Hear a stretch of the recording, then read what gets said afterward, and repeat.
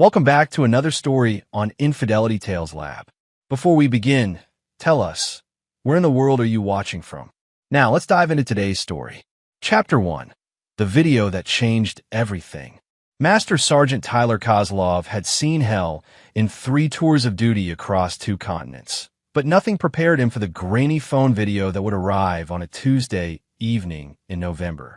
The notification pinged while he was cleaning his weapon in the barracks at Forward Operating Base Chapman in Afghanistan, just 2 weeks before his scheduled return home to Colorado. The sender was Dale Morrison, his next-door neighbor for the past 6 years. Dale was a retired police detective, a man who didn't speak unless he had something important to say. The message was brief. "Tyler, you need to see this. Call me after you watch it." Tyler's hands trembled slightly as he opened the video file. The timestamp showed it was recorded 3 days ago, during what appeared to be a heavy snowfall in his neighborhood. The camera was positioned behind Dale's kitchen window, looking across the yard toward Tyler's 2-story colonial home.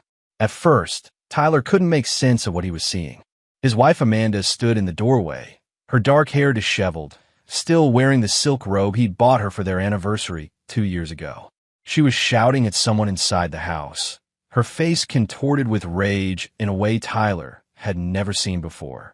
Then he saw his 9-year-old son, Lucas, emerge from the house, stumbling slightly as he was pushed through the doorway. The boy was wearing only thin pajamas and socks, no coat, no shoes. Snow was falling heavily, already several inches deep on the ground. Tyler's blood turned to ice as he watched Amanda grab Lucas by the arm and drag him further into the yard. Even through the muffled audio, her words were clear enough. "You ruined my body and my life. I should have aborted you when I had the chance." Lucas was crying, his small body already shivering violently in the frigid air. He tried to pull away, to get back to the warmth of the house, but Amanda's grip was firm. She shook him hard enough that his head snapped back and forth. "Please, Mom, I'm sorry. I didn't mean to spill the juice." Lucas's voice was barely audible over the wind, but Tyler caught every heartbreaking word. Then came the moment that would haunt Tyler forever. Amanda's mother, Patricia Hendricks, appeared in the doorway holding what looked like a glass of wine. Instead of intervening, instead of protecting her grandson, she simply stood there watching with cold indifference. "You're doing the right thing, honey," Patricia called out to her daughter. "The boy needs to learn consequences.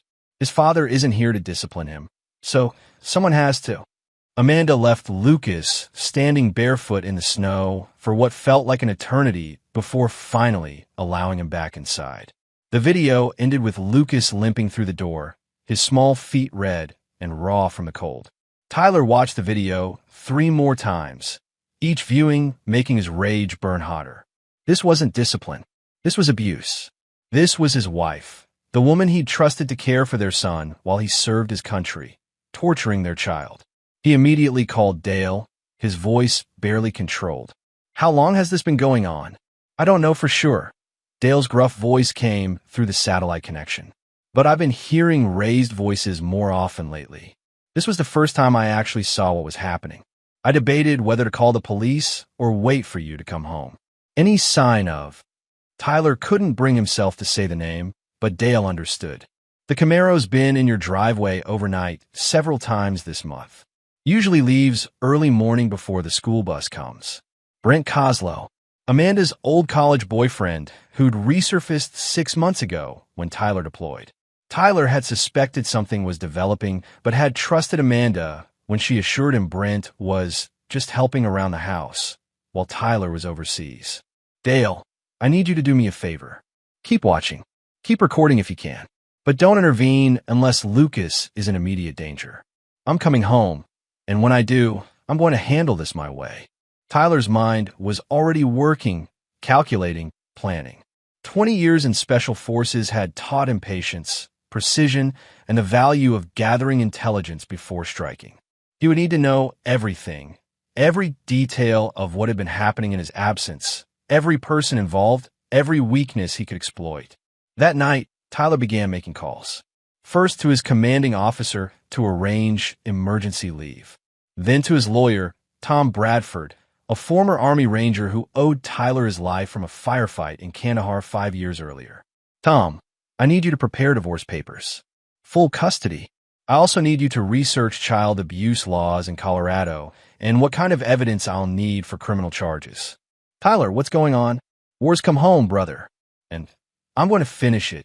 The next call was to his older brother Marcus, a private investigator in Denver who specialized in surveillance and background checks for high-profile divorces.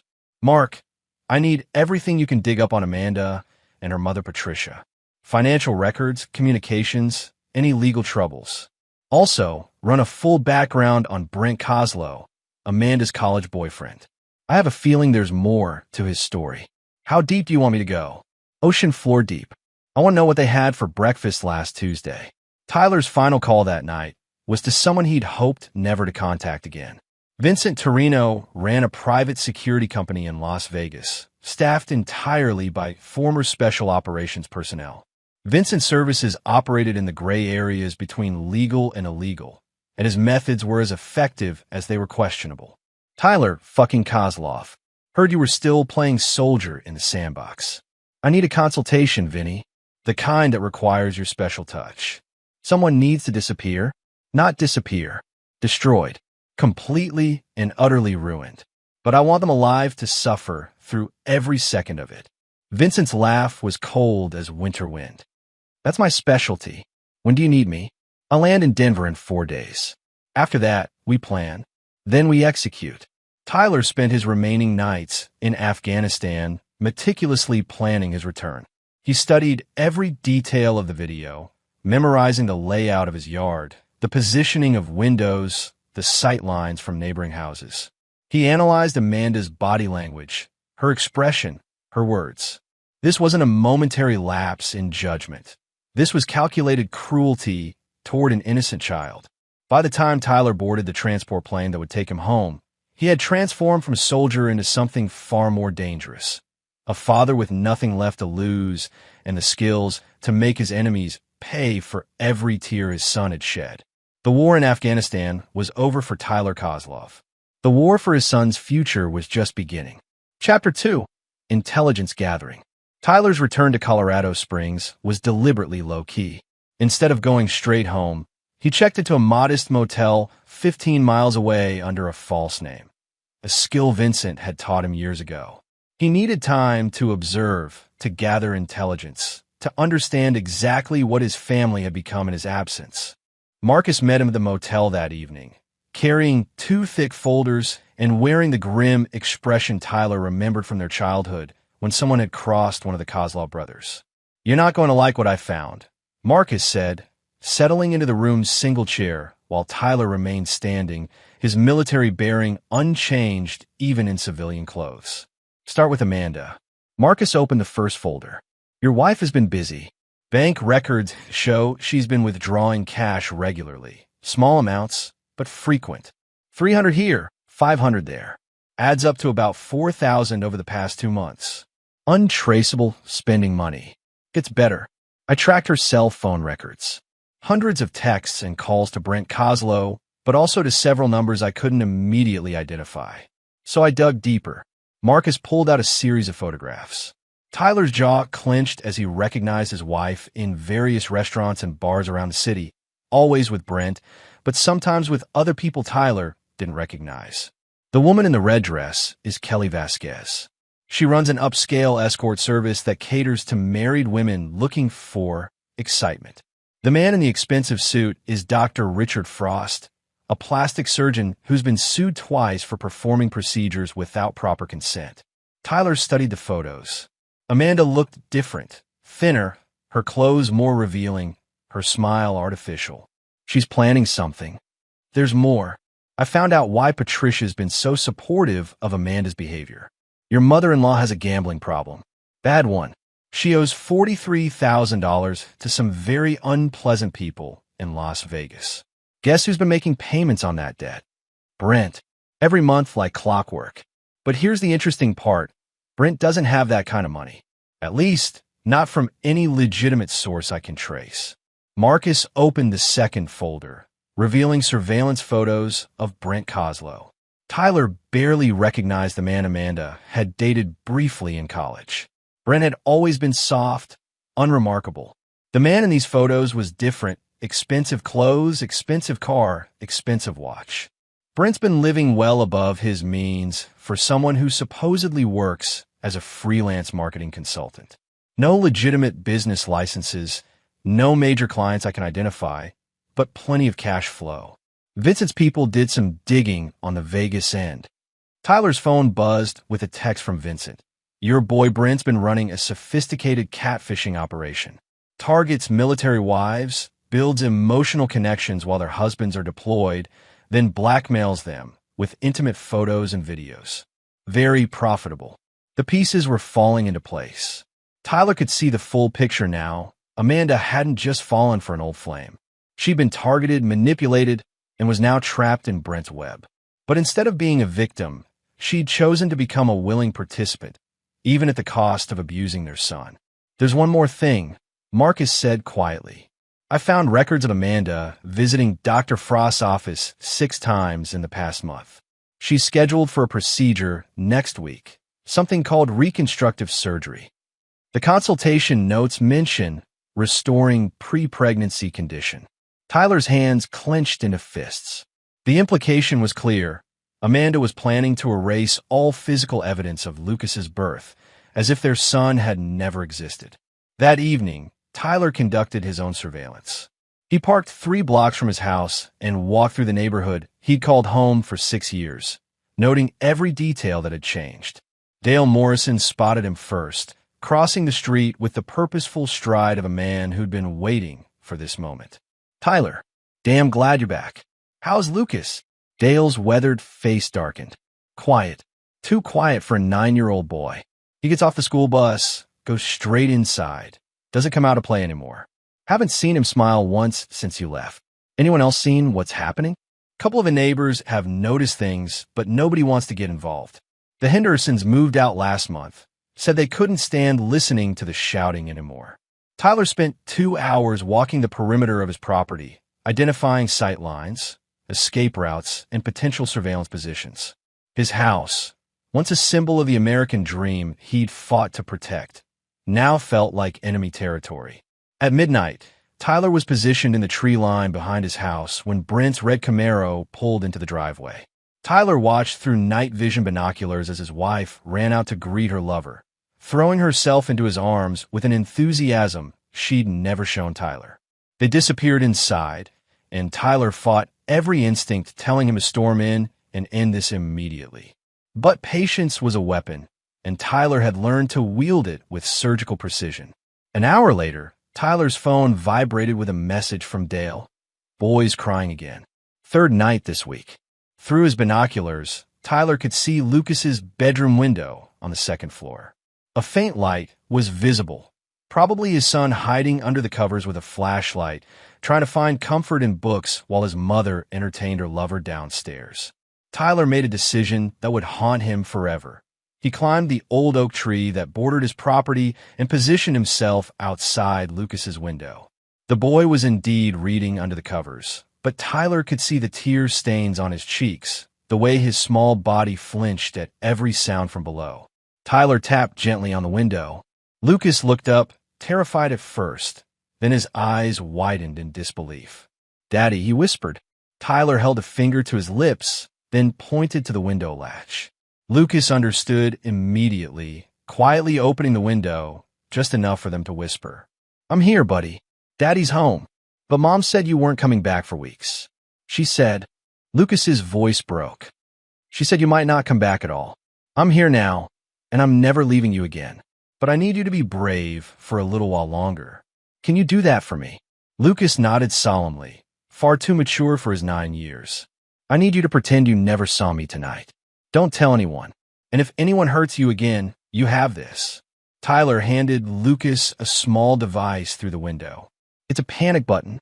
You press it, and I'll know you need help immediately." "Are you going to fix everything, Daddy?" Tyler looked into his son's eyes that had seen too much, suffered too much in his absence. "Yes, son. Daddy's going to fix everything." The next morning, Tyler returned to his surveillance position just as the school bus arrived. He watched Lucas walk to the curb, his backpack heavy, his shoulders slumped. The boy looked back at the house once before boarding the bus, and Tyler saw something in his son's expression that crystallized his resolve. Hope. Lucas believed his father would save him, and Tyler would burn down the world before he'd let that belief prove false.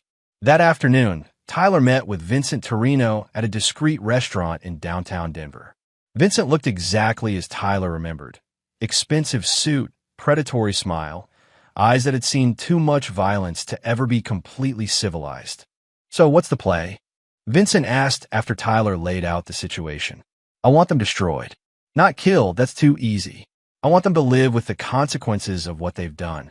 I want them to understand that crossing Tyler Kozlov was the worst mistake of their pathetic lives. Brent's the easier target. His whole operation depends on staying under the radar. A few strategic moves, and I can have the FBI crawling up his ass by Friday." "No, too quick. I want something more personal." Vincent's grin widened. "You always were a vindictive bastard. I like it. What about the wife? Amanda chose her side when she put her hands on my son. She's going to learn that some choices have permanent consequences. And the mother-in-law?" Tyler's expression went completely cold. "Patricia Hendricks handed her daughter a drink and told her she was doing the right thing while my son stood barefoot in the snow. She's going to pay for every second of his suffering." Vincent leaned back in his chair, studying Tyler like a chess player contemplating his next move. "This is going to be expensive. And messy. I don't care about expensive. As for messy," Tyler's smile was winter cold. "They started this war when they hurt my boy. I'm just going to finish it." Chapter 3. The Trap Begins. Lucas was the key to everything. Tyler realized that any plan for revenge had to begin with getting his son to safety, both physical and legal.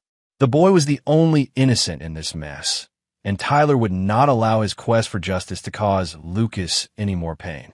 Tyler spent the next week conducting careful surveillance while maintaining the fiction that he was still in Afghanistan. Amanda had no idea he was home, which gave him the perfect opportunity to document her behavior and build an airtight case for full custody. Working with Marcus and a team of private investigators, Tyler gathered evidence methodically. Hidden cameras captured Amanda's verbal abuse, her neglect, and her increasingly erratic behavior as she spiraled deeper into Brent's web of manipulation. The evidence was damning. Amanda leaving Lucas alone for hours while she met with Brent, screaming at the boy for minor infractions, and worst of all, threatening him when he asked when his father was coming home. But Tyler needed more than evidence of abuse.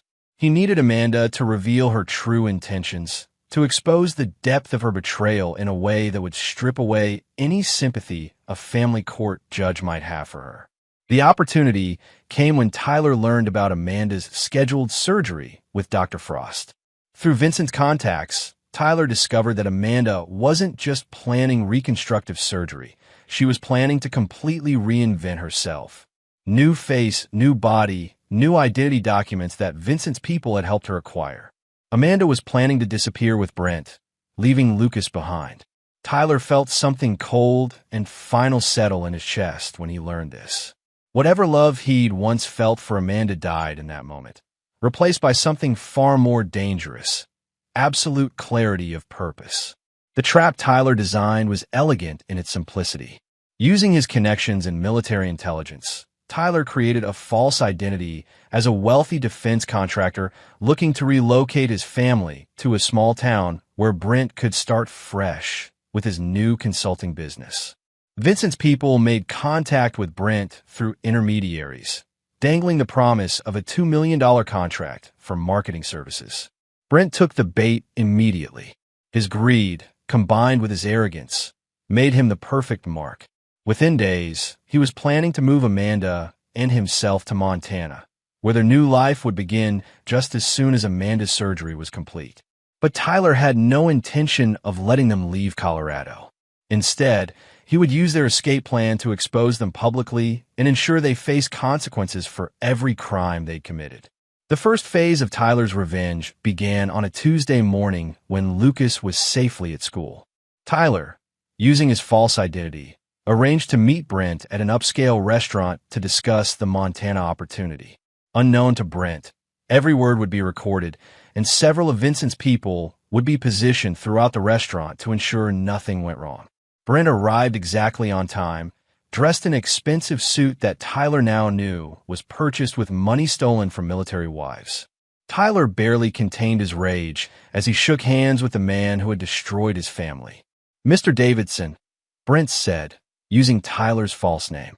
"I have to say, your offer sounds too good to be true." "Good things come to those who position themselves correctly," Tyler replied, studying Brent's body language. The man was nervous but trying to project confidence. "I understand you have experience working with military families?" Brent's smile faltered slightly. "Some experience, yes. It's a specialized market." "Indeed. Loyalty is so important in that community. I imagine trust is everything." "Absolutely. You have to understand their unique vulnerabilities." Tyler felt his jaw clench at the casual way Brent discussed exploiting military families, but he maintained his cover. "My research indicates you've been quite successful in Colorado. Several satisfied clients, I'm told. Very satisfied. In fact, I'm helping one family right now transition to a new chapter in their lives. The husband has been overseas, and sometimes absence makes people realize what they really want. How fortunate for them to have your guidance." Tyler spent 2 hours drawing information from Brent, learning details about his operation that would eventually be turned over to federal investigators. But more importantly, Tyler learned about Brent's plans for Amanda and his complete disregard for Lucas's welfare. "The kid's not really part of the equation," Brent said when Tyler asked about Amanda's family situation. "Amanda's made it clear she wants a fresh start. Kids can be complicated. What about the father? Won't he object to his child being relocated?" Brent's laugh was ugly. "Military guys like that, they're all the same. They think they're heroes, but they're just suckers fighting someone else's war while their real lives fall apart at home. By the time he figures out what happened, we'll be long gone." Tyler excused himself to the bathroom, where he spent 5 minutes staring at his reflection in the mirror, fighting the urge to return to the table and snap Brent's neck. Instead, he returned and concluded the meeting with promises to finalize their arrangement within the week. That evening, Tyler finally made contact with Lucas directly. He waited until Amanda left the house, another meeting with Brent at a hotel across town, then used his key to enter his own home for the first time in months. Lucas was in his room doing homework when Tyler appeared in the doorway. The boy looked up, and for a moment Tyler saw the fear that had become his son's default expression. Then recognition dawned, and Lucas launched himself into Tyler's arms with a sob that broke his father's heart. "Daddy, you're really here." "I'm here, buddy. I'm here, and I'm never leaving you again." Tyler held his son while Lucas cried out months of fear, loneliness, and confusion. When the tears finally stopped, Tyler sat on the bed and looked directly into his son's eyes. "Lucas, I need you to listen to me very carefully. What's been happening to you is not your fault. None of it. Do you understand?" Lucas nodded, but Tyler could see the doubt in his young face. "Your mother is sick, buddy. She's not thinking clearly, and she's been saying and doing things that are wrong. But that doesn't mean there's anything wrong with you. Is she going to get better?" Tyler chose his words carefully. Sometimes when people get sick like this, they have to go away for a while to get help. But you're going to be safe. I promise you that. Are you really staying home now? Yes. And I'm going to make sure you never have to be afraid again. Tyler spent an hour with Lucas, reading together, talking about school, trying to restore some normalcy to his son's life. When they heard Amanda's car in the driveway, Tyler slipped out through the back door, but not before giving Lucas the most important instruction of all. "Remember what I told you about pretending you never saw me? That's still important. But if anyone asks you about what's been happening here, you tell them the truth. Every bit of it. Can you do that?" "Yes, sir." "Good boy. I love you, Lucas." "I love you too, Daddy." The next phase of Tyler's plan required perfect timing. Amanda's surgery was scheduled for Friday morning, which meant she would be under anesthesia and unable to communicate for several hours. During that window, Tyler would execute the most critical part of his revenge, ensuring that both Amanda and Brent were exactly where he wanted them when the trap finally closed. Thursday night, Tyler received confirmation from Vincent that everything was in place. Federal investigators were ready to move on Brent's operation. Child Protective Services had reviewed the evidence against Amanda and were prepared to remove Lucas from her custody immediately. Tyler's divorce attorney had filed papers that would freeze all of Amanda's assets and prevent her from leaving Colorado. Most importantly, Tyler had arranged for Lucas to be picked up from school Friday afternoon by Tyler's sister Jennifer, who lived in Denver and had already been briefed on the situation. Lucas would be safe and far away when the consequences of his mother's choices finally caught up with her.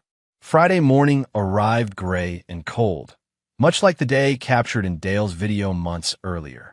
Tyler positioned himself across from Dr. Frost's office, watching as Amanda entered the building for what she believed would be the final step in her escape plan. She had no idea that Tyler had spent the night systematically destroying every aspect of the new life she tried to build with Brent. Her surgery would proceed as scheduled, but she would wake up to a very different world than the one she'd expected.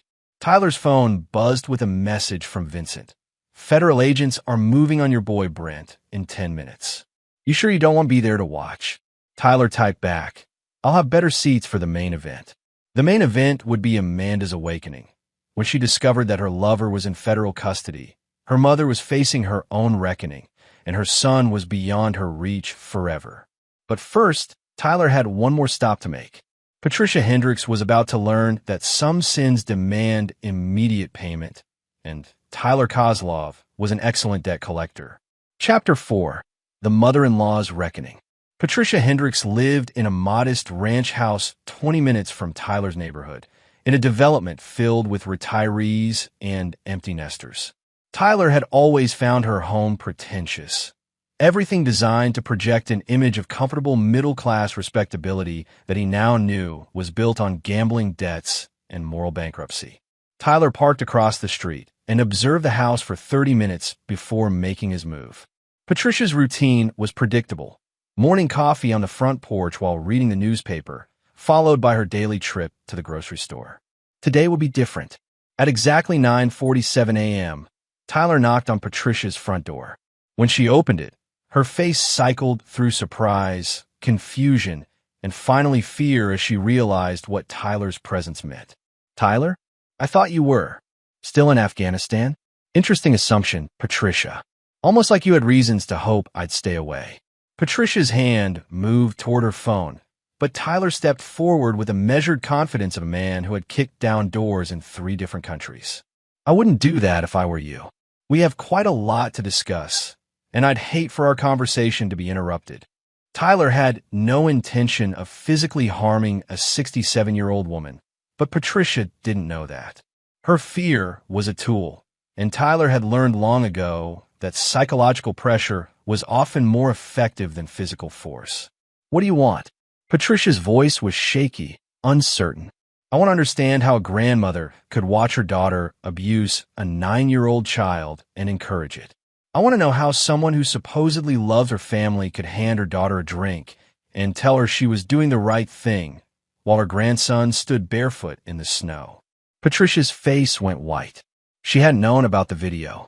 "I don't know what you're talking about." Tyler pulled out his phone and played the video.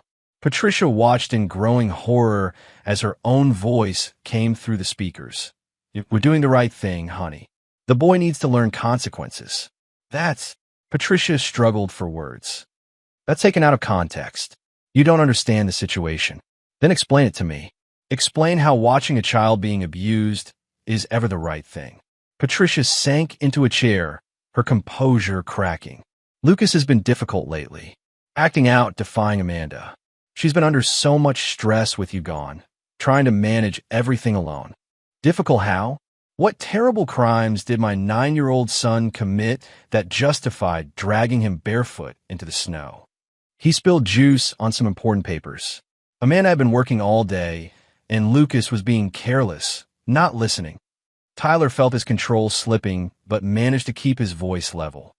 "So for spilling juice, my son deserved to be verbally abused and forced to stand in freezing weather until his feet were raw."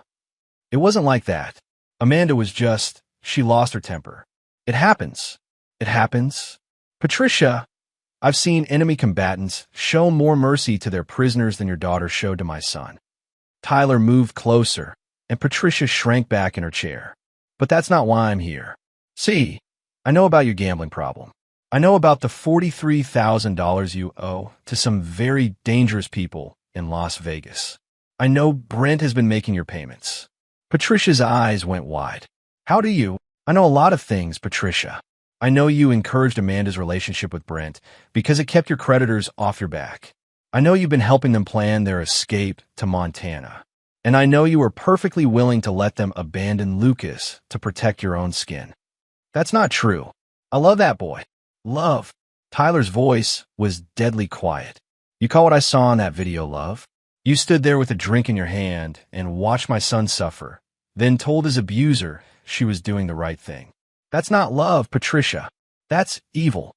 Tyler pulled out a folder and dropped it on the coffee table in front of her. These are copies of your financial records, your communications with Brent, and statements from witnesses who've seen you encourage Amanda's behavior.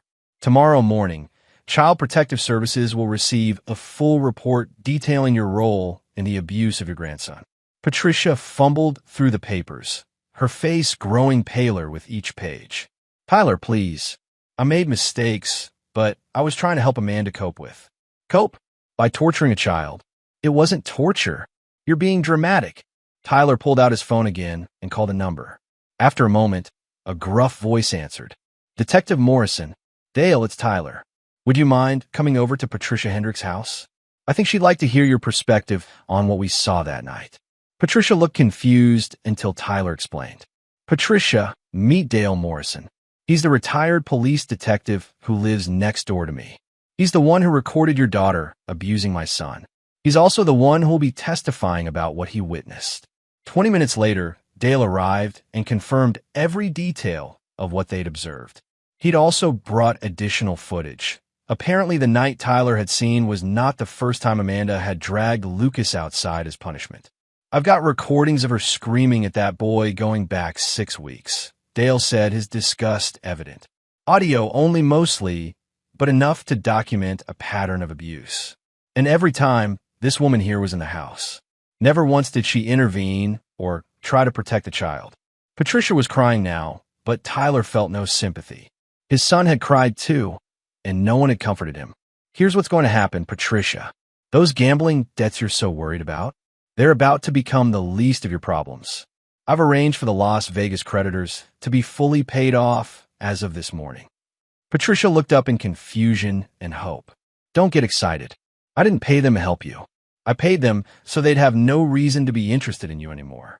See, I needed to remove any financial incentive they might have to keep you safe. Tyler's smile was cold as winter. I've also made sure certain people in Las Vegas know exactly why those debts were paid off. Turns out, some of those casino owners have grandchildren of their own. They have very strong feelings about people who hurt kids. Patricia's face went white as she understood the implication. Tyler, you can't. I can and I have. But don't worry, Patricia. I'm not a monster like you and your daughter. I'm giving you a choice. Tyler stood and walked to the window, looking out at the neighborhood where Patricia had lived peacefully for 15 years while harboring such darkness in her heart. Choice 1.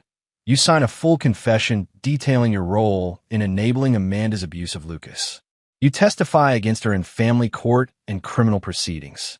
You make a public statement acknowledging what you did and asking for the community's forgiveness. And choice 2. Tyler turned back to face her, and Patricia saw something in his eyes that made her blood freeze. Choice 2 is you face the consequences of your actions without any protection from me. The Las Vegas people I mentioned, they're very creative when they feel someone has betrayed the natural order of things. Child abuse upsets the natural order. Patricia, you're threatening me. I'm offering you a chance to do the right thing. Finally, after months of doing the wrong thing, Patricia sat in silence for several minutes, the weight of her choices pressing down on her. Finally, she spoke in a broken voice. If I confess, if I testify against Amanda, what happens to me? You'll face legal consequences for your role in the abuse. Probably probation, maybe some jail time, definitely community service. You'll lose your standing in the community. People will know what kind of person you really are. Tyler paused, letting that sink in. But you'll be alive. And maybe if you spend the rest of your life trying to make amends, you might find some peace.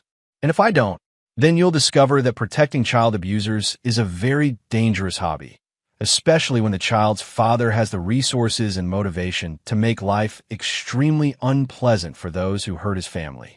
Patricia understood she was trapped. Her own choices had led her to this moment, and now she faced the consequences of enabling evil while protecting her own interests. "I'll sign a confession." Tyler nodded and pulled out a prepared document. As Patricia read through her own crimes detailed in legal language, Tyler felt a satisfaction that was cold and complete. One down, two to go. But even as Patricia signed away her freedom and reputation, Tyler's mind was already on the next phase. Amanda would be waking up from surgery soon, and when she did, she would discover that the new life she'd tried to build was nothing but smoke and mirrors. The real reckoning was just beginning. Chapter 5. The Surgeon Surprise. Dr. Richard Frost's medical practice occupied the top floor of a gleaming medical complex in downtown Colorado Springs. Tyler had spent considerable time researching the doctor, and what he'd found was deeply disturbing. Frost had a history of performing unnecessary procedures on vulnerable women, often at the suggestion of their romantic partners who promised to pay for expensive surgeries. Amanda was scheduled to come out of anesthesia at 2:15 p.m. Tyler planned to be there when she did, but first he had business with Dr. Frost himself. Tyler arrived at the medical office at 1:30 p.m., wearing a perfectly tailored suit and carrying a briefcase that identified him as Jonathan Mitchell, investigative journalist for the Denver Post. Vincent's people had created the identity specifically for this meeting, complete with business cards, press credentials, and a fake portfolio of investigative articles about medical malpractice.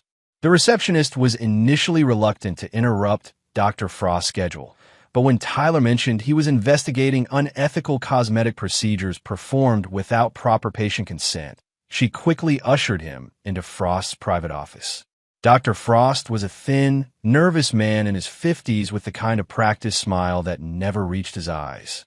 Tyler recognized him immediately from the surveillance photos. This was the man who had been planning to help Amanda erase all physical evidence of Lucas's birth. "Mr. Mitchell, I have to say this is highly unusual. I'm not sure what kind of investigation you think you're conducting, but I can assure you my practice operates at the highest ethical standards." Tyler opened his briefcase and pulled out a thick folder. "Dr. Frost, I'm investigating a pattern of cosmetic surgeries performed on women who appear to be under psychological duress. Women whose procedures are being paid for by men who aren't their husbands." Frost's smile faltered. "I'm not sure what you're implying." "I'm not implying anything, doctor. I'm stating facts." Tyler pulled out Amanda's file, which Vincent's people had obtained through less than legal means. Amanda Kozlov. Extensive reconstructive surgery designed to restore pre-pregnancy condition. Procedure paid for in cash by someone named Brent Kozlow, who is not her husband. Patient confidentiality prevents me from discussing. Patient confidentiality doesn't protect you when you're enabling child abandonment, doctor. Tyler's voice went hard. "See, Amanda Kozlov is planning to use your surgery as part of a scheme to abandon her 9-year-old son and disappear with her lover." Frost stood up, agitated. "I don't know anything about that. I provide medical services, nothing more." "Really?" "Because I have recordings of consultations where you specifically discussed how the surgery would help Amanda start fresh and leave the past behind." Curious language for a routine medical procedure. Tyler played an audio recording on his phone. Frost's voice was clearly audible, discussing how the surgery would help Amanda become the woman she was meant to be, and how sometimes we have to leave certain chapters of our lives behind to find happiness. Frost's face went white as he heard his own words played back to him. "Where did you get that?" "I told you, doctor. I'm an investigative journalist. It's amazing what people will say when they think they're safe." Tyler leaned forward. "But here's the really interesting part. I know about your other patients, too.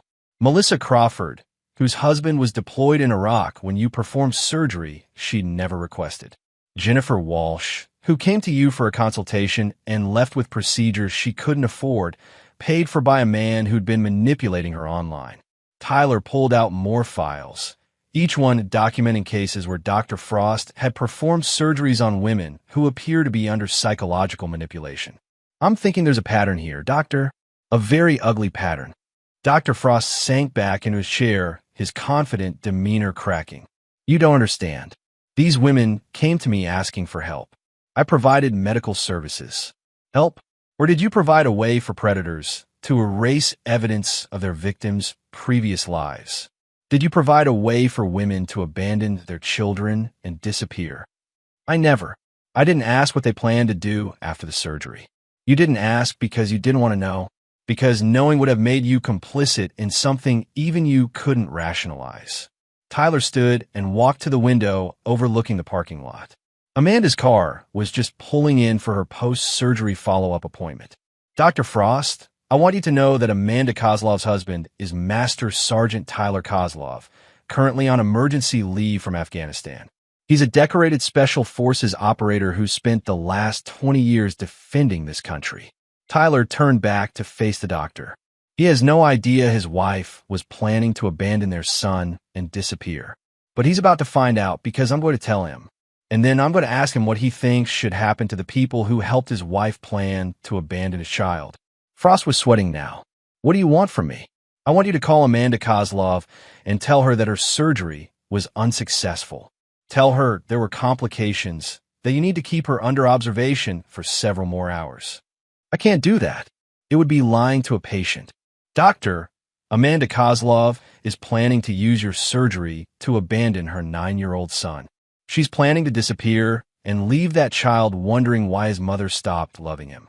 If you think lying to her is worse than enabling child abandonment, then you're an even more despicable human being than I thought. Tyler pulled out his phone and showed Frost the video of Amanda abusing Lucas. The doctor watched in horrified silence as Amanda dragged her son barefoot into the snow. That's the woman you helped, Doctor. That's the mother who is so eager to start fresh that she was willing to torture her own child.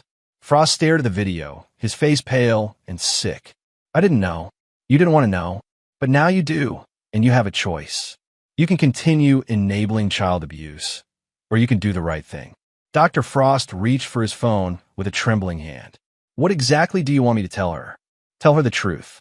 Tell her that her surgery was designed to help her abandon her son, and that you can't be part of that anymore.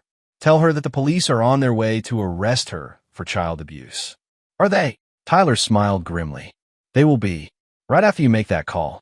20 minutes later, Tyler sat in his car in the medical complex parking lot, watching as 2 Colorado Springs police officers escorted a bandaged and confused Amanda from Dr. Frost's office to a waiting patrol car.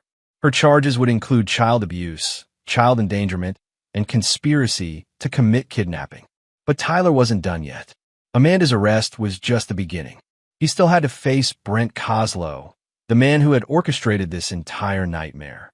And unlike Amanda and her mother, Brent would receive no mercy, no chance for redemption.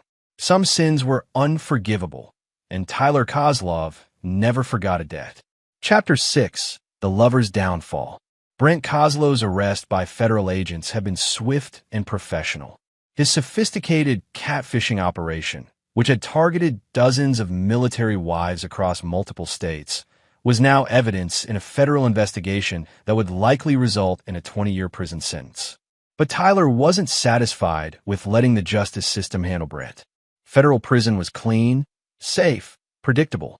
Tyler wanted something more personal, more fitting for a man who had destroyed families and manipulated vulnerable women. Vincent's team had done exceptional work. Within hours of Brent's arrest, they had systematically dismantled every aspect of his life. His bank accounts were frozen, his apartment lease was terminated, and his expensive possessions were already being sold to pay restitution to his victims. But Tyler's revenge went deeper than financial ruin. He had spent weeks studying Brent's psychology, understanding his weaknesses, his fears, his desperate need to be seen as successful and important. Tyler's plan would strip away everything Brent valued about himself and leave him with nothing but the truth of what he really was, a pathetic predator who targeted the families of deployed soldiers. Brent was being held in the Jefferson County Detention Center pending his federal hearing. Tyler used his military connections to arrange a visit, presenting himself as a federal investigator following up on the case. When Brent was brought to the interview room, Tyler barely recognized him. Gone was the confidence, the expensive clothes, the predatory smile. Brent looked exactly like what he was, a frightened man who had finally been caught. "Mr. Kozlow, I'm Special Agent Davidson with Military Criminal Investigations." Tyler used the same false identity he'd employed when meeting Brent at the restaurant. "I need to ask you some questions about your operation, and specifically about Amanda Kozlov." Brent shifted nervously in his chair. "I've already talked to the FBI. I'm not saying anything else without my lawyer." "That's your right, of course. But I thought you might be interested to know that Amanda has been arrested for child abuse. Apparently, she was caught on video torturing her 9-year-old son."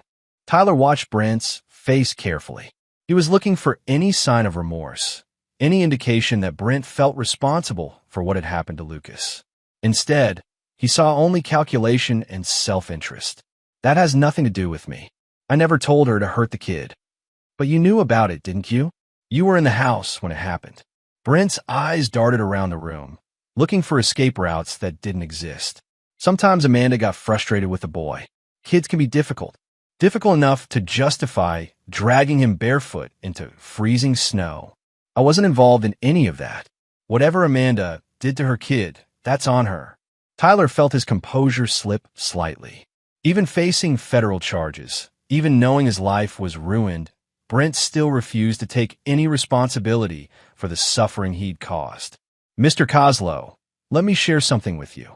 Tyler pulled out his phone and played the audio recording from their restaurant meeting. Brent's voice filled the room. "The kid's not really part of the equation. Amanda's made it clear she wants a fresh start.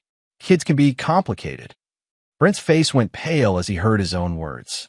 "You knew Amanda was planning to abandon her son. You encouraged it. You helped plan it.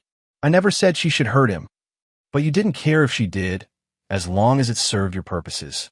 You manipulated a vulnerable woman, isolated her from her support system, and turned her against her own child. Also, you could make money and satisfy your pathetic ego." Tyler leaned forward, his voice dropping to a whisper. "Do you know who Amanda's husband is, Brent?" "Some soldier. She said he was deployed. Master Sergeant Tyler Kozlov. 20 years Special Forces. 3 combat tours. A man who spent his adult life protecting families like his own from predators like you." Tyler watched the recognition dawn in Brent's eyes, followed immediately by fear. I'm the man whose family you destroyed. I'm the father of the child you helped torture, and I'm here to make sure you understand the full scope of what you've done." Brent tried to stand, but Tyler remained seated, radiating the kind of calm menace that came from years of controlling life-and-death situations. "Sit down, Brent. We're not finished talking. I want my lawyer. I'm not saying anything else. You don't need to say anything. You just need to listen." Tyler pulled out a tablet and opened a video file. "This is footage from your apartment, recorded over the past 6 weeks. Vincent's people have been very thorough." The video showed Brent in his apartment with Amanda, planning their escape to Montana. But it also showed something else. Brent's casual disregard for Lucas's welfare, his laughter when Amanda described punishing the boy, his encouragement when she talked about leaving Lucas behind. "You see, Brent, I needed to understand who you really were before I decided what to do with you. I needed to know if there was any decency left in you, any remorse for what you'd done." Tyler paused the video on a frame showing Brent laughing while Amanda described Lucas crying during one of her punishment sessions. "There isn't." Tyler put the tablet away and looked directly into Brent's eyes. "So now you're going to learn what happens when you hurt the family of someone like me. You can't threaten me. There are guards, cameras. I'm not threatening you, Brent. I'm explaining your new reality." Tyler's smile was colder than a January morning. "Federal prison is going to be very educational for you. See, most of the men in there have children of their own. They have very strong feelings about people who hurt kids. I never touched the boy. No, but you enabled his abuse. You encouraged it. You plan to profit from it. That makes you guilty in ways that matter more than legal technicalities." Tyler stood and walked to the small window in the interview room. I've made sure that every inmate in whatever federal facility you're sent to will know exactly what you did. They'll know you're the man who manipulated a soldier's wife into abandoning her child. They'll know you laughed while that child suffered. Brent's breathing was becoming rapid and shallow. You can't do that. That's a death sentence. Maybe, or maybe you will just spend the next 20 years learning what it feels like to be powerless and afraid. Maybe you'll experience a fraction of what my son felt every day while you were destroying his family. Tyler returned to his seat and leaned forward. But here's the truly beautiful part, Brent. Even if you survive prison, even if you somehow make it through your sentence, your life is still over. I've made sure that everyone in your hometown knows what you did. Your parents, your siblings, your old friend from college. They've all received packages containing evidence of your crimes. Brent's face crumpled as he realized the full scope of his destruction. I've also arranged for certain information to be shared with your victims' families. You remember them, don't you? The other military wives you manipulated and blackmailed? Their husbands are very interested in meeting you when you get out of prison. Tyler stood and straightened his jacket. You see, Brent, when you decided to target military families, you made a fundamental miscalculation. You thought we were weak, distracted, easy prey. You forgot that we're trained to protect what we love and destroy what threatens it. Tyler walked to the door, then turned back one final time. My son will grow up safe and loved, surrounded by people who would die to protect him. Your victims will heal and move on with their lives. But you'll spend every remaining day of your existence paying for what you've done. And you'll never, ever forget the name Tyler Kozlov. As Tyler left the detention center, he felt a weight lifting from his shoulders. Brent's fate was sealed. He would face both the justice system and the rougher justice of men who understood the sacred nature of family. But Tyler's work wasn't finished yet. He still had to rebuild his relationship with Lucas to help his son heal from the trauma inflicted by the people who should have protected him. That would be the hardest battle of all, and the most important victory. Chapter 7. Reclaiming his son. Tyler's sister Jennifer had done exactly what he'd asked. When he arrived at her Denver home, Lucas was safe, clean, and for the first time in months, genuinely smiling. Jennifer had always been Lucas's favorite aunt, and her warm, stable household was exactly what the boy needed while his world was rebuilt around him. But Tyler could see the damage in his son's eyes, a wariness that hadn't been there before his deployment, a way of flinching at sudden movements or loud voices. The boy Tyler had left 9 months ago had been confident and outgoing. The son he was reclaiming was quiet, careful, afraid to take up too much space or ask for too much attention. "How's he been?" Tyler asked Jennifer privately while Lucas played with his cousins in the backyard. "Better each day, but still fragile. He asks about Amanda constantly. He's confused why his mother isn't coming to see him. And he's terrified that you're going to leave again." Tyler watched his son through the window, noting how Lucas kept glancing back at the house, making sure Tyler was still there. "What have you told him about Amanda?" "The truth, age-appropriately. That his mother is sick and has done some things that hurt him, and that she needs to get better before she can see him again." "I haven't told him she might never get better." Tyler nodded. Lucas deserved honesty, but he was still just 9 years old. Some truths would have to wait until he was older and stronger. "In a legal situation?" Jennifer's expression darkened. "Tyler, the prosecutor wants to use Lucas as a witness in Amanda's criminal trial. They need his testimony to prove the pattern of abuse." Tyler felt his jaw clench. "No, absolutely not. My son has been through enough without having to testify against his mother in court. The DA says it might be necessary for a conviction. Then they'll have to find another way. I won't put Lucas through that trauma." Tyler's phone buzzed with a message from his lawyer. Family court hearing scheduled for Monday. Full custody hearing. Amanda's attorney is requesting supervised visitation rights. Tyler showed the message to Jennifer, who shook her head in disgust. After what she did to him, her lawyer is arguing that she was under Brent's influence, that she's not fully responsible for her actions. They're claiming she deserves a chance at redemption. Tyler looked out at his son, who was finally laughing as he played with his cousins.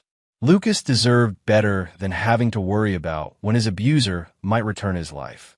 That evening, Tyler sat with Lucas on Jennifer's back porch, watching the sunset paint the Rocky Mountains in shades of gold and purple. It was the first time they'd been alone together since Tyler's clandestine visit to Lucas's bedroom weeks earlier. "Dad." Lucas's voice was small, uncertain. "Yes, buddy. Are you really staying home now? For real this time?" Tyler turned to look at his son, seeing the desperate hope and lingering fear in the boy's eyes. "Yes, Lucas. I'm done with deployments. I'm going to be here every day from now on. But what if the Army needs you? The Army has enough soldiers. You only have one dad." Tyler put his arm around Lucas, feeling the boy relax slightly against his side. "I'm sorry I wasn't here when you needed me most. It wasn't your fault. You were fighting bad guys. Sometimes the worst bad guys are the ones we trust most." Tyler chose his words carefully. "Lucas, I need you to understand something. What your mother did to you wasn't your fault. None of it. Not the shouting, not the punishment, not the things she said. You did nothing wrong." Lucas was quiet for a long moment. Then, in a voice barely above a whisper, she said, "I ruined her life." Tyler felt his heart break all over again. "Oh, buddy. No, you didn't ruin anything.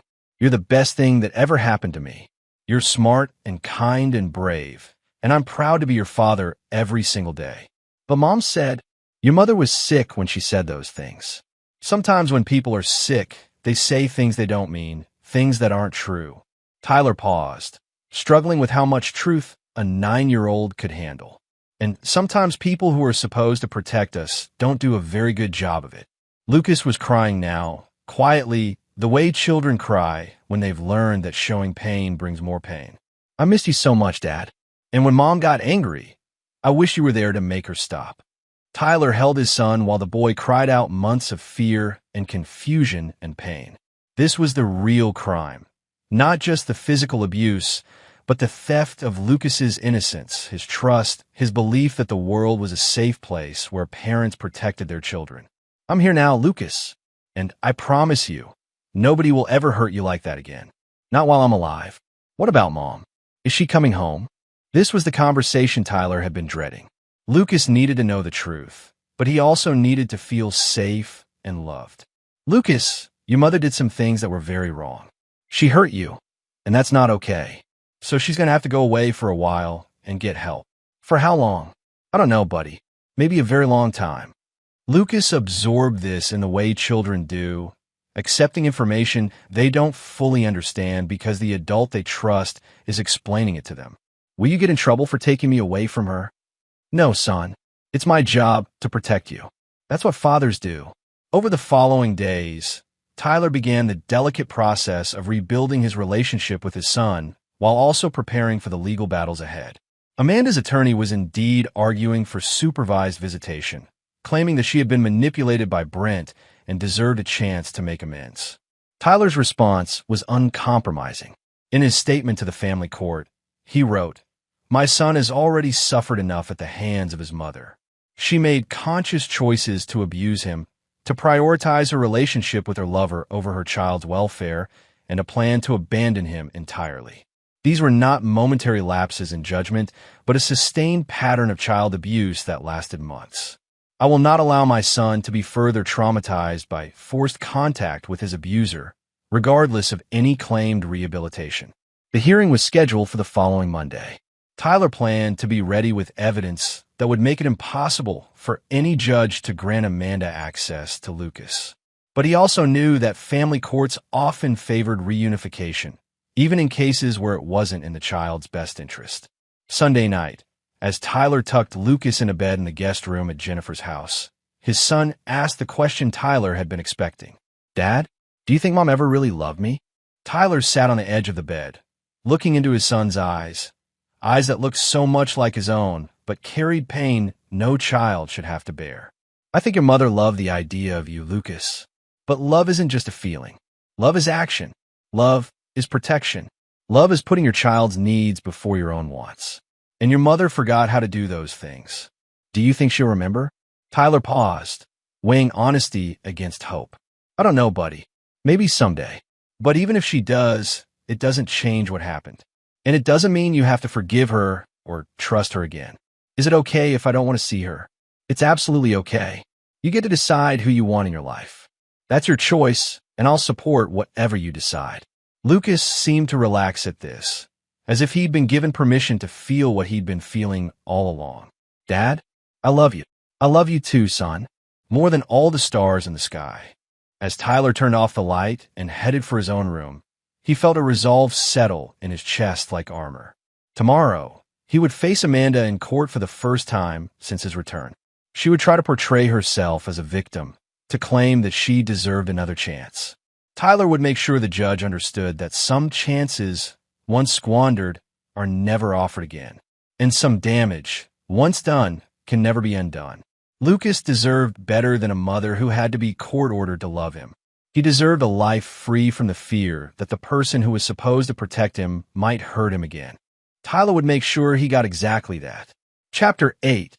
The Final Judgment. The Jefferson County Family Courthouse was a modern building of glass and steel that somehow managed to feel both imposing and sterile. Tyler arrived 30 minutes early, wearing his dress uniform with every ribbon and medal he'd earned in 20 years of service. The symbolism was deliberate. He wanted everyone in that courtroom to see exactly who they were dealing with. His attorney, Tom Bradford, met him in the hallway outside Courtroom 3. Tom was a former Army Ranger who'd left military service to specialize in family law, particularly cases involving military families. He understood the unique challenges soldiers faced and the predators who targeted their families. "How are you holding up?" Tom asked. "I'm ready. Is Lucas safe at Jennifer's house?" "I've arranged for the court to review his video testimony instead of requiring him to appear in person. No 9-year-old should have to face his abuser in court." Tyler nodded, grateful. Protecting Lucas from further trauma was more important than any legal victory. "What's Amanda's strategy?" Tom's expression darkened. "Her attorney is claiming she was psychologically manipulated by Brent Coslow. They're arguing that she was essentially brainwashed into abusing Lucas and that she deserves supervised visitation to rebuild her relationship with her son. And her criminal charges? She's pleading guilty to child endangerment in exchange for a reduced sentence. 18 months in prison, 3 years probation. Her attorney thinks a guilty plea will show remorse and improve her chances in family court." Tyler felt his jaw clench. 18 months for torturing a child wasn't justice. It was a plea bargain designed to minimize consequences. "Tom, I want you to understand something. Amanda will never have access to my son again. Whatever it takes, whatever legal maneuvers we need, whatever appeals we have to file. She gave up her right to be Lucas's mother when she chose to abuse him." Tyler, family courts lean heavily toward reunification.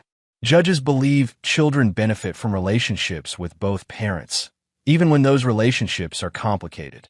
There's nothing complicated about child abuse. She hurt him. She planned to abandon him. And she showed no remorse until she got caught. That's not a complicated situation. That's a dangerous person who shouldn't be around children. At 10 a.m. sharp, they entered Courtroom 3.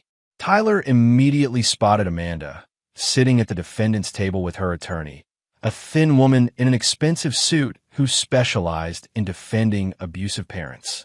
Amanda looked different, thinner, paler, her hair shorter and darker. She was clearly trying to project an image of remorse and vulnerability.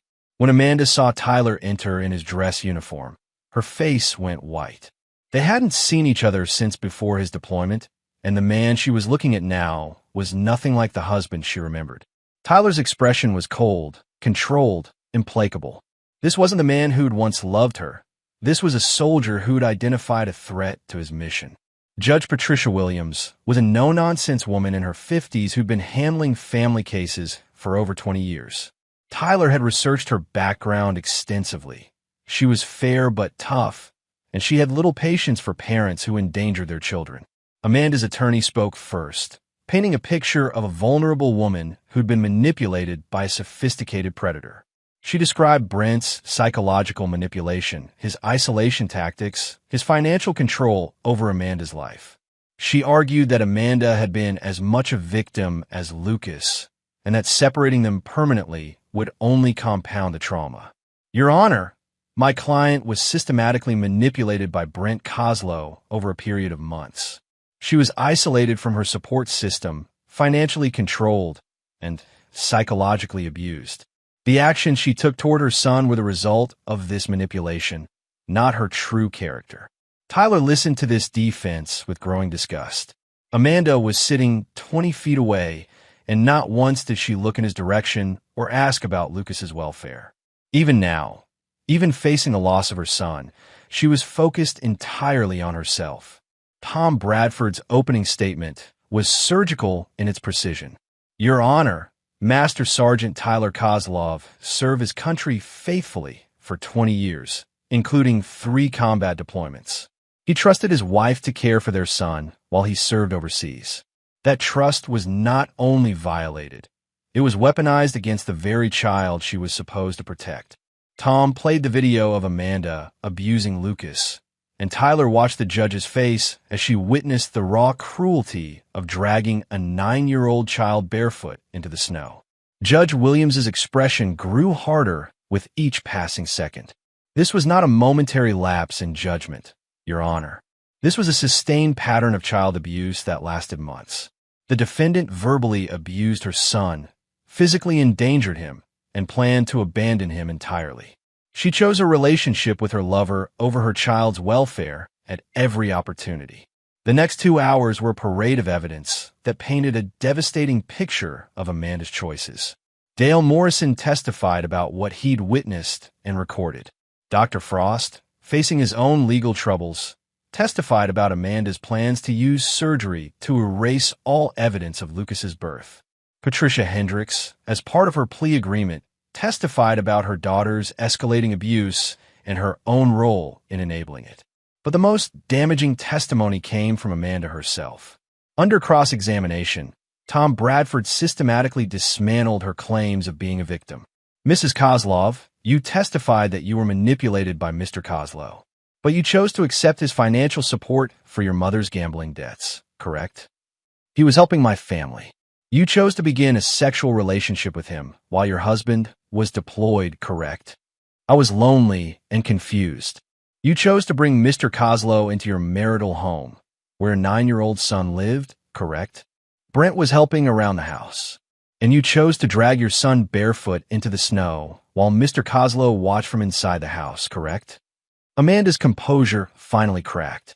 You don't understand the pressure I was under. Lucas was acting out, being defiant. I was trying to manage everything alone while Tyler was gone. So your solution was to abuse your child? I wasn't abusing him. I was trying to teach him consequences. Tom played the audio of Amanda telling Lucas she should have aborted him. The sound of her own words, her own cruelty, seemed to shock Amanda into silence. Mrs. Kozlov, when you told your son you should have aborted him, were you teaching him consequences, or were you expressing your true feelings about his existence? Amanda couldn't answer. The truth was written across her face. In that moment, caught on video for all time, she had meant every word. Tyler was called to testify last. He spoke quietly but firmly about discovering the video, about his investigation into Amanda's plans, about finding his son traumatized and afraid. Your Honor, I've spent 20 years defending families like mine from those who would harm them. I never imagined the greatest threat to my son would come from his own mother. Tyler looked directly at Amanda for the first time since entering the courtroom. The woman I married, the woman I trusted with my child's life, doesn't exist anymore. She was replaced by someone who could watch a 9-year-old boy suffer and feel nothing but annoyance. That person should never be alone with a child again. Judge Williams recessed for lunch to consider her decision. When court reconvened at 2 p.m., her verdict was swift and final. After reviewing all evidence and testimony, this court finds that Amanda Kozlov poses a continuing threat to the physical and emotional welfare of her minor child. Supervised visitation is denied. Parental rights are hereby terminated. Tyler felt a weight lift from his shoulders that he'd been carrying since the day he'd first watched that video. Lucas was safe. Legally, permanently, finally safe. Amanda's scream of anguish echoed through the courtroom as the finality of the judge's words hit her. She had gambled everything on a new life with Brent, and she had lost more than she'd ever imagined possible. As Tyler left the courthouse, he felt no satisfaction, no sense of victory. Justice had been served, but the cost had been enormous. A family had been destroyed, a child had been traumatized, and lives had been ruined by choices that could never be undone. But Lucas was safe. And for Tyler, that was the only victory that mattered. Chapter 9. New Beginnings. 6 months later, Tyler and Lucas were building a tree house in the backyard of their new home in Colorado Springs. Tyler had purchased a modest ranch house in a quiet neighborhood with excellent schools and neighbors who understood the value of privacy and peace.